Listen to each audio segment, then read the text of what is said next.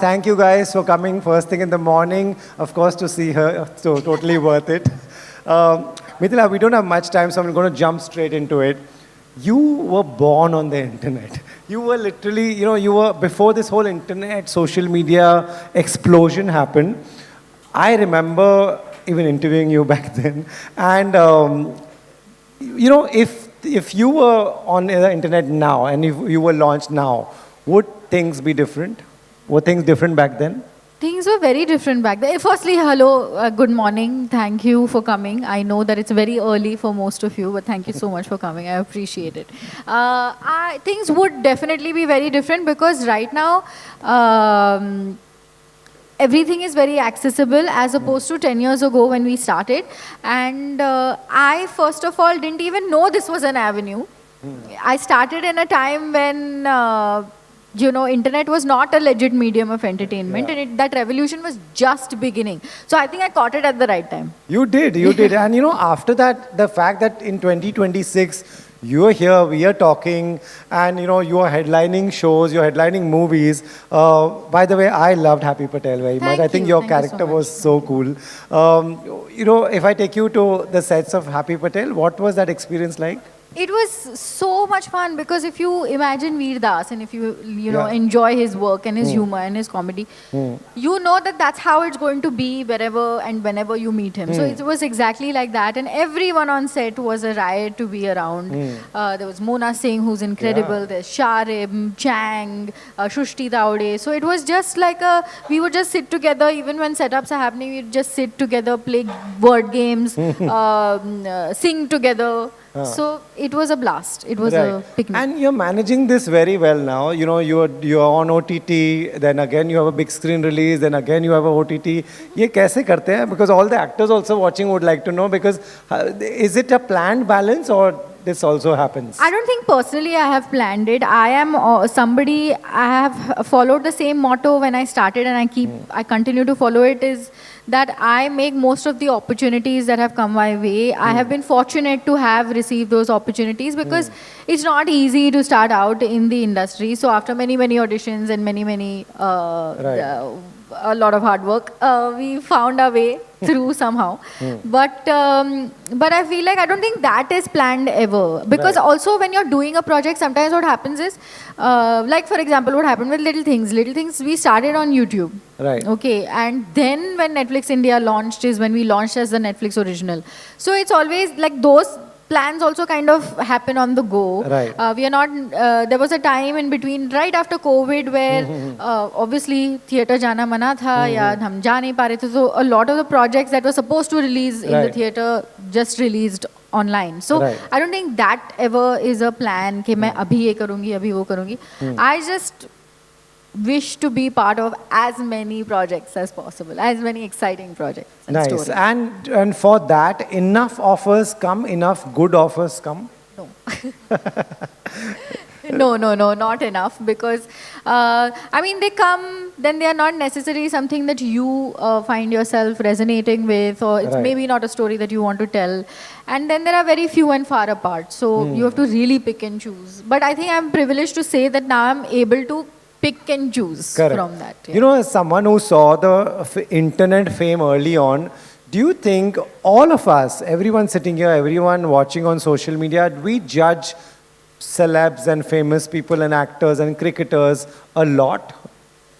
We do, but it depends on who is putting how much of their lives out there. And I feel like as public people, it's a part and parcel. It's a part and parcel. I parcel. think you put yourself out there, and a lot of times I think to myself that I want to go out and have a private time, but would I like it if like nobody at Shivaji Parks comes and talks to me?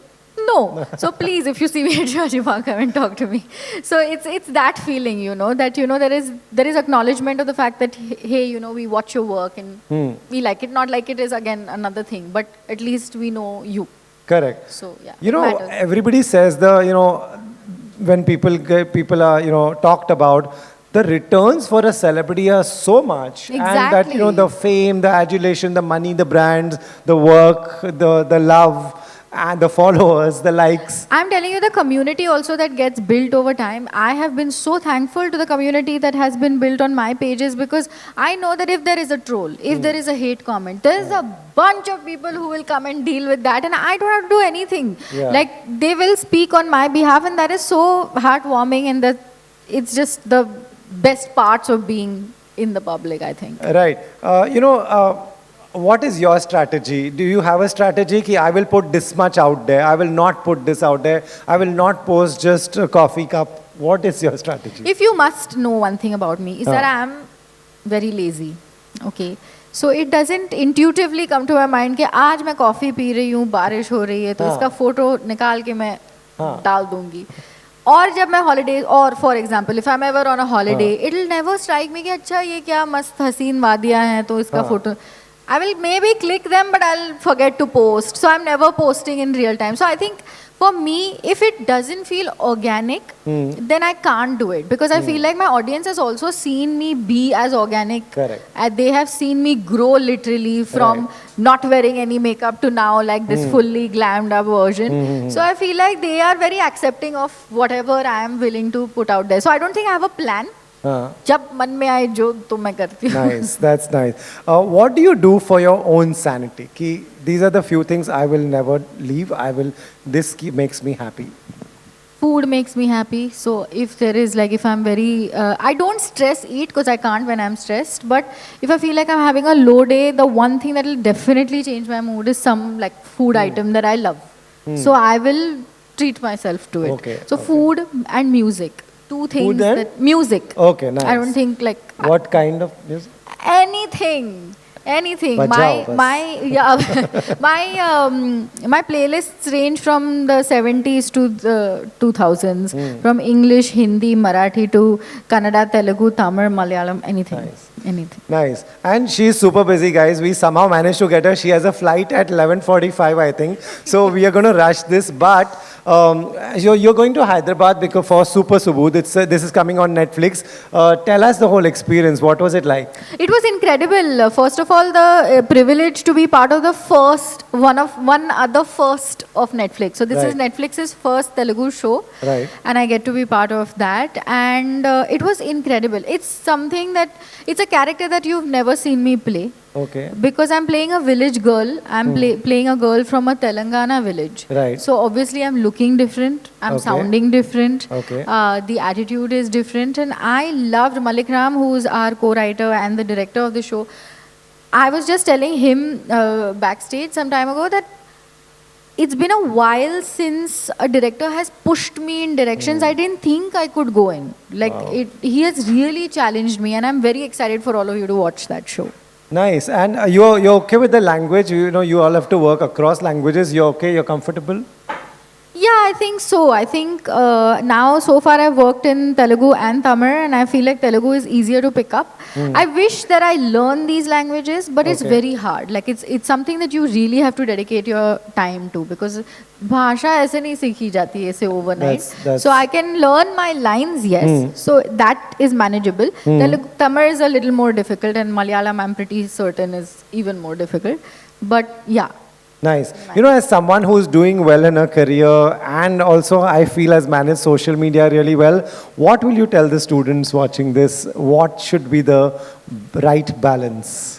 First of all, I think don't be very uninhibited about putting yourself out there.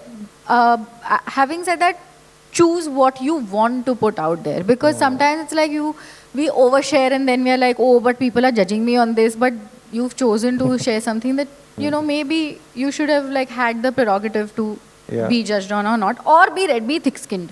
एक तो वो बहुत important है, मुझे बहुत time लगा ये सीखने में कि you have to be thick skinned, and I feel like be as organic and be, ये जो cliche जो है ना कि be yourself because nobody else can be you, it's true. It's very, very, very true, because I think that maybe there are 3 travel vloggers that you follow, but there is still a different style in each of them, because they're 3 different people. Correct. So be very uninhibited. I have recently said this to somebody, and I'm trying to correct that for myself, is that initially I was very fearless about doing things, because I was like, what is there to lose? But it should always be the case, because otherwise you will never experiment. So just do. I think that is my advice. That is great advice. Big hand to that, guys.